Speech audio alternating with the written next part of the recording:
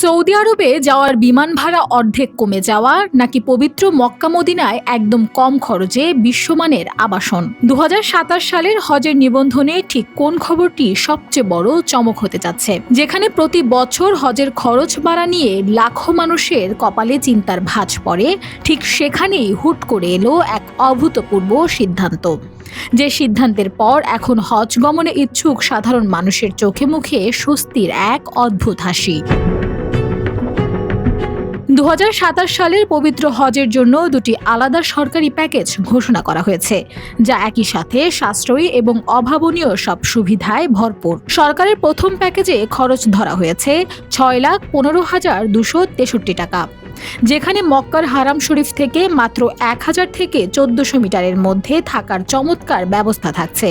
আর যারা আরও কিছুটা সাশ্রয়ী হজ করতে চান, তাদের জন্য রয়েছে হজ প্যাকেজ 2, যার খরচ পড়বে ৫,০৫,৬৪৮ টাকা।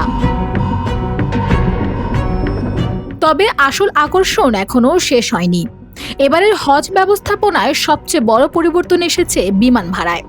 ইতিহাস গড়ে বিমান ভাড়া নামিয়ে আনা হয়েছে মাত্র ১,৩০,০০০ টাকায়, যা গত বছরের চেয়ে প্রায় ২৫,০০০ টাকা কম। শুধু তাই নয়, এবার মক্কা মদিনায় হাজিদের যাতায়াত থাকবে বিশেষ সালাওয়াত বাস এবং বাধ্যতামূলক হাফ বোর্ড খাবারের সুব্যবস্থা। আপনি যদি ২০২৭ সালে আল্লাহর মেহমান হয়ে যেতে চান, তবে মনে রাখবেন আগামী ২৪ সেপ্টেম্বরের মধ্যেই শেষ করতে হবে মূল নিবন্ধন প্রক্রিয়া। ৩.৫ লাখ টাকা জমা দিয়ে এখনই নিজের নাম তালিকায় রেখে নিন। Desk report, Bangladesh bulletin.